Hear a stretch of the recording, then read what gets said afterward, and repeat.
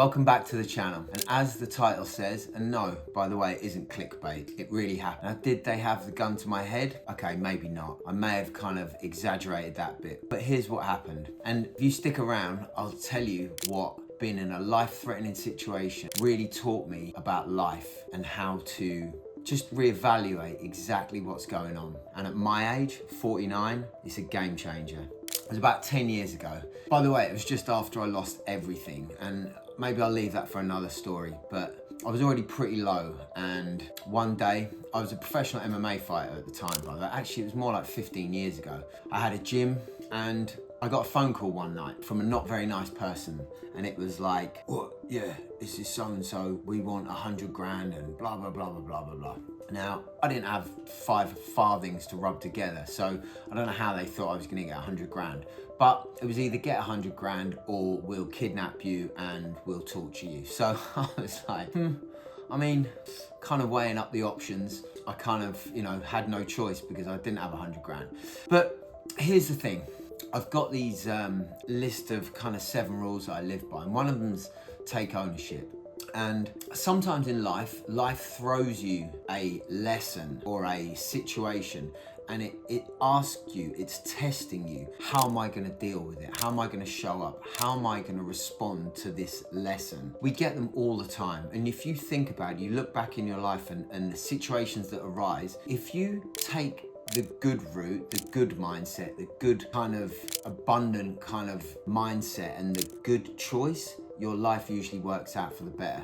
When we go victim mode and we choose a bit of a not so great route is when things get worse. And that's what I chose, the wrong route. I'm gonna be real with you. I still was a bit of a geezer, trying to be a bit of a, like a bit of a tough guy, a bit of a whatever. And maybe I secretly enjoyed that kind of, that madness, and that's, again, I was a fighter. I'd all fought all my life, been in ups and downs, had troubles, and I was trying to get out of that. But I think there was something inside of me still that wanted to be a bit of a geezer, a gangster, And it's funny because that's exactly what I used to say when I was young. I want to be a gangster because I was poor and I had, I was scared as well. I was a scared little boy my whole life. And I think when I look back now, I was still that. And as I said, at 50, I'm 50 now, nearly next month. And when we manifest stuff, remember, it manifests good and bad things. So if we say we're negative about ourselves all the time, that's what we'll end up. If we say negative things, that's usually where we'll go. And I believe that's a really massive thing. So I think that happened to me. So I had this phone call,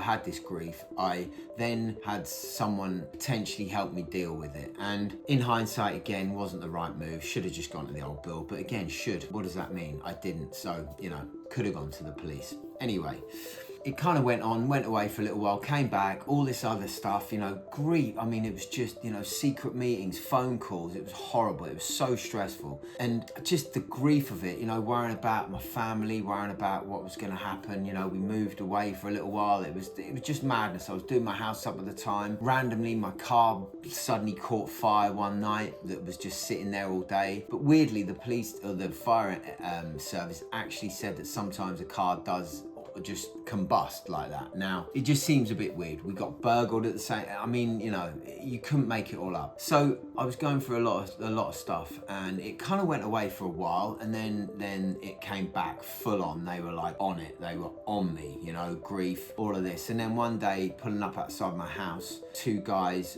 on a moped, guns pointing right at me, give us the money or you're gonna get it. And it's a really interesting moment when that happens. It's like, looking back now, it's funny because it almost feels like a dream. And I'm a big believer in, just letting things go and not holding on to these emotions and stuff. And I'm like, what can I do about it? So what I did do about it was the wrong thing again. I then got something to protect myself. Wasn't the right move. And I was then walking around with, this thing that would seemingly protect me. And it's never a good thing. When I was younger, I always wanted to fight fire with more fire. If someone got angry with me, I'd get angrier with them. If it was gonna go to a scenario in a fight, I'd start the fight and finish the fight. And I was then fighting my whole life. and it was so tiring. I was so stressed all the time. I was on guard all the time. I had my emotions up all the time. I had a guard and an armor and, you know, a shield up all the time. And it's exhausting. And it's not like I'm some kind of CND peacemaker, some Zen guru, you know, now, but I've learned techniques and strategies. You know, I'm a breathwork coach now. I work with men. I've started a men's group and, you know,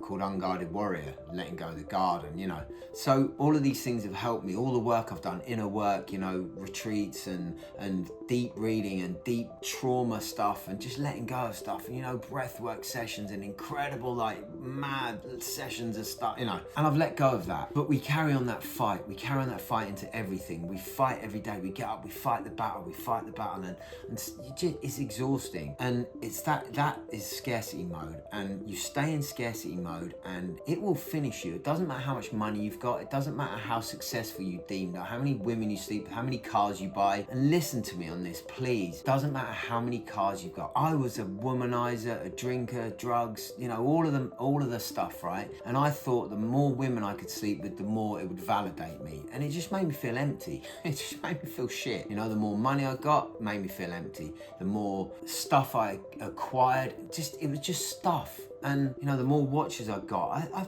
fucking, whatever it was, it just was never enough. I was always looking for the next thing, the next thing, the next thing, the next thing. So it's letting go of that. And the biggest lesson I learned from going through what I went through, and it's really important to not hold on to the stories that we've been programmed or that we've told ourselves. What I mean by that is, they say that, you know, a lot of smart people than me, that by the time we're 30, 95 of what we know is programmed in us. So if that's true, even at 50, which I nearly am, how much of what I know is mine? Maybe 10%, 15%, potentially. So if with that, it's not mine, you know, most of it isn't mine. It's formulations of other people's words and, you know, things that they put on me, programming, school, mum, dad, brother, sister, friend, person, hater, love, this, blah, whatever it is, they're all programs that people have put inside me. So when we realize that and we can let go of that and understand that we can then build new stories and new pathways and new memories and new experiences in our brain, that's the important thing. It's what's going on in here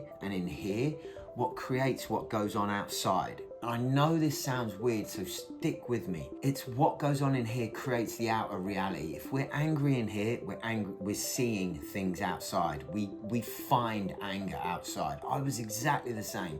I used to, like, someone would look at me funny and I'd have a fight with them. I don't have that anymore. No one looks at me funny anymore. No, what? Like, I live in London. London's apparently worse than ever before, but I don't have people look at me funny anymore. Why is that? Because I give off an energy of love, of kindness. I get people smiling at me. Well, it doesn't make sense to me now. Sometimes I catch people smiling at me it confuses me, and then I'm like, oh, it's because I'm smiling. Because it's so weird that when you change your own vibrational energy, cannot describe to you enough what kind of a boy I was, you know, and into my 30s, 40s, I was still that little boy, that angry little boy. And when I changed, when I let go of scarcity and I came into abundance, my whole life changed. And your life can change too, but we must not believe what's going on around us. We mustn't look up to false prophets of, like, who promise us, you know, that you be this, you'll be like this, and you'll be a man, or you'll be this. It's bollocks. It's bollocks. Don't get caught up in that. Stay true to being good, kind, loving, honorable, stoic, inward, not outward. You haven't got to be showy and mad and crazy. And I know this is from a guy who's sitting here, you know, gonna be on YouTube trying to tell you stuff. I'm doing it with love. I'm doing it not from a place of going down the complete wrong road, finding out that isn't the way to live. And I know it's easy for a 50-year-old to sit here and say that, but it isn't. I know so many guys my age that are angry, frustrated, violent still. All of these things. I'm none of that. And not because my situation is any better, not because I'm suddenly a multi-millionaire, or I'm not. This is the key thing. I haven't made it. I haven't, you know, deemed made it. I'm not as financially where I was, nowhere near. So what's the difference? It's here, it's not there. This doesn't matter. I mean, it does, of course, I'm not gonna lie. Obviously it matters to a point, but ultimately it's what's in here. You just have to look around the world. There are so many abundant human beings who've got nothing, and there are so many abundant human beings who've got everything. There's also complete scarce human beings who are angry, frustrated, hateful, all of that, and they've got everything. Billionaires, everyone talks about them, who are so upset, so angry, so frustrated, so inward, and so like, oh, you know, that person's out to get me, and you know. So the one thing, the real big one thing that having a gun pointed at me and my life threatened was that if I choose scarcity, if I choose anger, if I choose an eye for an eye, they win. Listen to that. If I go violence for violence, they win. Because if I do something and I go to prison, who wins? My life's over. My beautiful wife, my beautiful dog, my friends, my family, my freedom, my amazing life that I get, being around incredible people, helping people, putting good vibes out there, love, kindness, all of that, it's all gone in an instant because my ego, because I had to fight fire with fire. It doesn't work. Yes, we still have good boundaries. Come at me the wrong way and things will still happen, but that place is it's not like if someone's being aggressive towards me or shouting at me, I'm just like, it's okay, because I can manage my emotions and responses to what goes on around me now. I don't have to fight fire with more fire. It doesn't work. It's just an ego, a scared, a wound, you know, all of those things. So to wrap this up, with love, with kindness, do the things that make you respect yourself, and you will feel better about yourself, and you'll then be able to act upon that differently. Think good thoughts about yourself and the world, because the world's an amazing place. It really is. I'm around some incredible people, but when I was, you know, a few years ago, I didn't think the world was a good place because my environment wasn't right, and my inner sanctuary was still like toxic and polluted and angry and frustrated and want to prove myself and this, that, and the other. Now I don't, and this is where I want to just quickly point out, I am fiercely driven still. I've got businesses, I've got, you know, things I'm doing, I'm on it every day. I get up at 5:30 every day. I stop work at like 8-9 o'clock every night. I'm on it every day. So it's not like, oh, I've given up, and no, but it's having the right mindset to do those things. I'm not driven from a lack of a place of not enough. I'm driven from I want to achieve and help the world. That is the key. So choose abundance, not scarcity. Choose to be positive, open, vulnerable, kind, loving, but the warrior is inside. The warrior is there if you ever need him in a real bad situation. And it's not to fight fire with fire. Live to fight another day. Think about that. Think about what force do I need for this situation? That's the key thing to think about. If something's going on, ask yourself the question, go inside and go, what force do I need genuinely to deliver in this scenario? Do I need anger, or do I need kindness? Do I need love? Do I need empathy?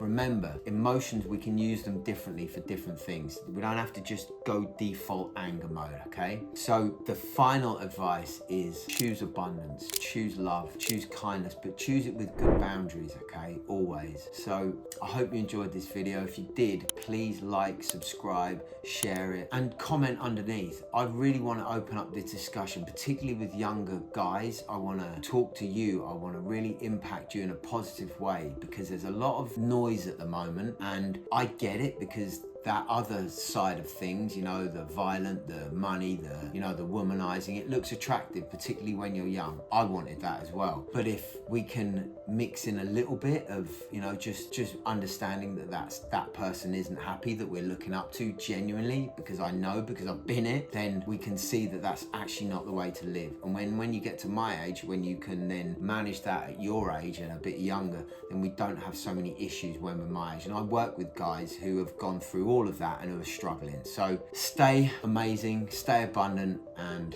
I'll catch you on the next video.